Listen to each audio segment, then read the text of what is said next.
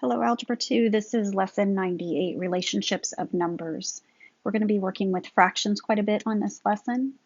You're going to find the distance between two numbers, but it's going to be in some kind of a fractional setup. Let's start off with star 1. Find the number that is 3/5 of the way from 22 to 34. So what it's saying is, if you can imagine a number line, and we have 22 over here, and then we have 34 over here, and there's a bunch of steps in between. We're finding the number that is 3/5 of the way over. So somewhere in here, okay? But it's not as simple as just saying, okay, let's add 3/5 to 22. We have to find 3/5 of that distance. So the first thing I'm going to do is I'm going to take the numbers 34 and 22 and find the distance between them. So that would be 34 minus 22. And once I get that solution, I'm going to have 3/5 of it. Once I have that figured out, I have to add it back on to the original 22. Okay, so let's go ahead and do the subtraction part first. 34 minus 22, and that gives us 12. So now I have 3/5 of 12, and then add 22. All right, so now I'm going to take 3/5 and multiply it with 12. I only multiply the 3 across to the top, and then think of 5 being multiplied to that silent 1 on bottom. So 3 times 12 is 36, over 5 times 1 is 5, plus 22. All right, 22 we can make into a fraction. We can think of it as being over 1. We want to have a common denominator of 5 though. So this time when I add up, I'm going to say 36 over 5 plus 22 times 5 over 5. Okay, and then when I multiply 22 times 5, what I'm getting is 110. So I have 36 plus 110 all over our common denominator of 5. That comes together as 146 over 5. And then I can further simplify that into a mixed number. It would be 29 and 1/5. Okay, so my final answer there is 29 and 1/5. Next, I'm going to go over to question 2. Find the number that is 2/3 of the way from 4/5 and 11/12. Well, now when I go to picture it, it's a little harder for me to picture where 4/5 and 11/12 are. So I definitely want to know which of those numbers is bigger and which one is smaller, 4/5 or 11/12. One shortcut way of doing that, I'll just put this off to the side, is to write the fractions that I'm comparing, 4/5, 11/12, and I draw these cupid arrows up diagonally, and I multiply through those arrows. So 4 times 12 is 48. 5 times 11 is 55. The 55 is the bigger number, which means 11/12 is the bigger fraction. Okay, so now when I go back to my number line, I know that 11/12 goes over here and 4/5 goes at the beginning. That's just for me to get an idea of which one's the bigger one, to know how to set this up. I'm going to find 2/3 of the distance between those and then add it back on to 4/5. So I find 2/3 of that distance between them, so the bigger one minus the smaller, and then I add it back on to the smaller number, 4/5. All right, so working in the parentheses to start with, I need a common denominator, 12 and 5. Those both go into 60. Everything else on the outside here is going to stay the same. but I'm going to get common denominators of 60 inside. So the first one would become 55 over 60 minus, and the second one I'm multiplying by 12, so that would be 48 over 60. All right, so then I subtract 55 minus 48. That should give me 7. So I have 2/3 of 7 over 60. Add 4/5 at the end. Okay. Now I'm going to multiply 2/3 times 7 over 60. I can reduce ahead of time. I can see that 2 and 60 reduce by 2's. And so that would give me 7 over 90. And then we still have to add on 4/5. 90 and 5 need a common denominator. 5 goes into 90. So if I were to rewrite this, I would have 7 over 90 plus 72 over 90. Okay, combining those together, I get 79 over 90. Just double checking that does not reduce. That is your final answer, 79 over 90. Let's try the practice question from your textbook. This is on page 407. Find the number that is 1/8 of the way from 3.5 to 5 1/6. So for those who like to have that visual number line, we have 3 1/2 going all the way to 5 1/6. And we're going to get a 1/8 distance between them. So to start this off, I know it's going to be 1/8 of that distance. I take the bigger number and subtract the smaller number. And then I have to add it back on to the smaller number when we're all done. All right. A lot of times when we are adding and subtracting improper numbers, mistakes get made by borrowing, etc. So I am going to suggest that you go, if you're not as comfortable with those fractions and borrowing, just change it over into improper numbers across the board. So rewritten, doing nothing but rewriting as improper, I would get 1/8, 31 over 6 minus 7 over 2 plus outside 7 over 2. Okay, now it's a little easier to find that common denominator inside to be 6, and then just multiplying that second fraction. The 7 over 2 is going to get multiplied by 3 over 3. So I have 1/8, 31 over 6 minus, multiply everybody by 3 on this one, 21 over 6 plus the 7/2 still. Let's go ahead and subtract now inside those parentheses. 31/6 minus 21/6 is going to give me 10 over 6. So I have 1/8 on the outside, 10 over 6 plus 7/2 still at the end. All right, and then it looks like I can go ahead and do some reducing. First of all, I notice that I can reduce by 2 on the top, oops, and on the bottom. So this could become 5, and this can become 3. Okay, so now when I multiply, I get 5 over 24 plus 7 over 2. Getting 7 with that common denominator, 7/2 with a common denominator of 24, means I have to multiply by 12. So that would be 5 over 24 plus 84 over 24.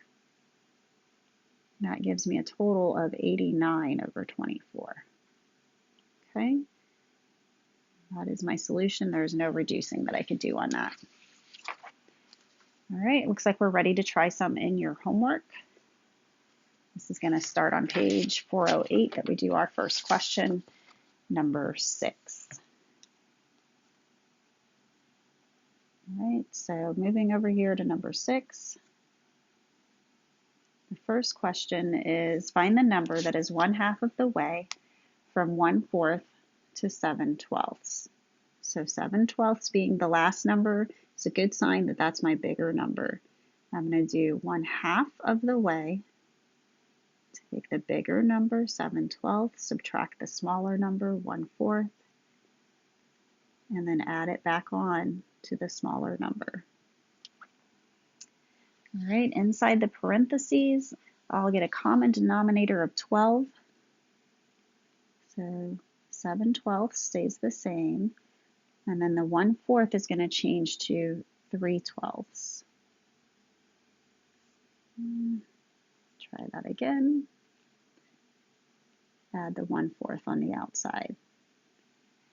Okay, so I get 7/12 minus 3/12 inside the parentheses, so that would make 4/12. Still have a plus 1/4 on the outside. So the 4/12 can reduce. That can get reduced down to 1/3. Okay, so that's really going to end up being 1/2 times 1/3 plus 1/4. 1/2 times 1/3 is 1/6 plus 1/4. Need our common denominator there of 12. So that would give me 2/12 plus 3/12. Combine those and get 5/12 for my final answer. Okay. And then let's go over to number 7. Find the number that is 2/5 of the way from 1 1/5 to 2 5/6. So we have 2/5 of the way, and we take the bigger number, 2 5/6, subtract the smaller number, 1 1/5, and then add it back onto that smaller number as our last step. Okay, my suggestion again would be to change everybody over to improper. Find that is a lot easier. Don't make as many mistakes along the way. So the 2/5 stays the same out here. And then this one's going to become 17/6 minus 6/5 plus that 6/5 as our last step. Looking inside the parentheses, getting a common denominator, it looks like it's going to be 30. So rewritten with that common denominator, the 2/5 is the same outside, and then I have 85/30 minus 36/30. Add the 6/5 on the outside. Combining 85 minus 36, that gives me 49. So I have 2/5 inside the parentheses, 49/30 plus 6/5. And it looks like I could reduce the 2 getting reduced with the 30. Okay, so that would give me 1, and it would give me a 6 over here. Or excuse me, that would actually be a 15. Let me fix that.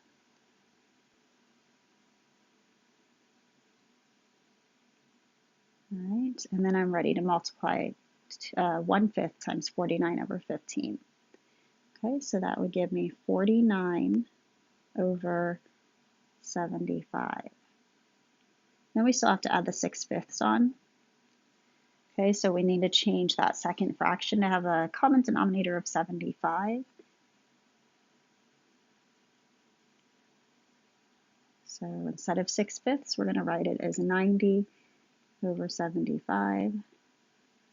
And that gets me to a sum of 139/75. You can keep it improper and not even mess with changing it back to a mixed number, and that would be correct. All right, and then I think we'll go back to the first question assigned to you, number 2. and do a little chemistry question. Okay, this is back on page 407 in the textbook. The 15% alcohol solution had to be mixed by using 10% alcohol solution and 60% alcohol solution. So I'm going to pause there. If it's telling me that I need to get to a 15% alcohol solution, but I have 10% and 60% to mix up, this is going to be a mix problem. Okay, so I can call it mix 1 and mix 2 with that final mix that we're wanting. We are dealing with percent alcohol, so I'll write that up here. We haven't gotten to it yet, but I can peek ahead to see that we're dealing with milliliters. And then this is going to be a total no matter what. Okay, so the two solutions being mixed together, we call mix 1, mix 2. One of them is 10% alcohol and the other one is 60%. We're also told that our final mix that we're looking for, what we're striving for, is a 15%. All right, I'm going to read the second sentence now. How much of each should be used to get 600 milliliters of that 15% solution? So our final result is we want 600 total milliliters. That means that we don't know how much of each mix 1, mix 2 is needed.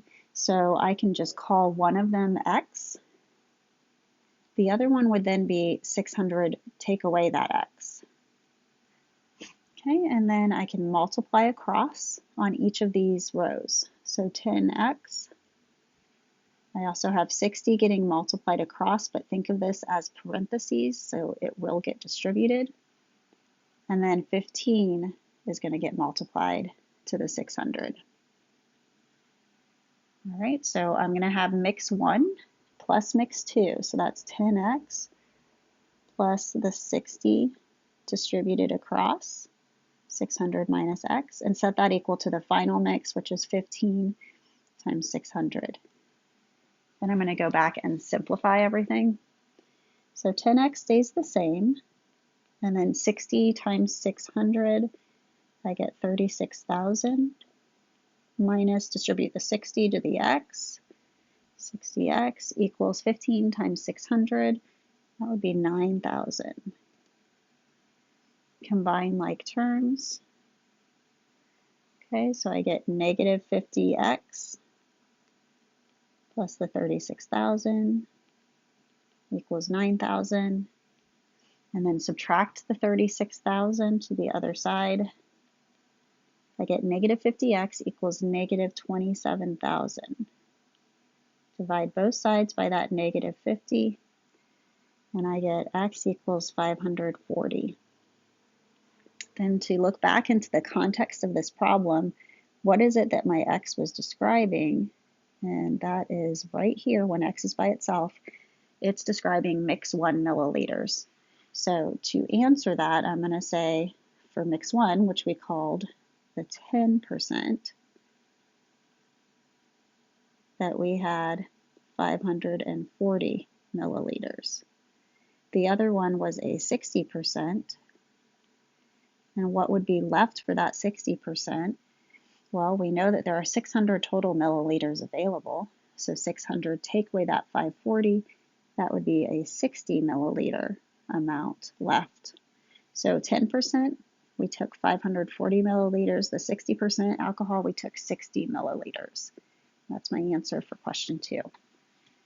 See you soon.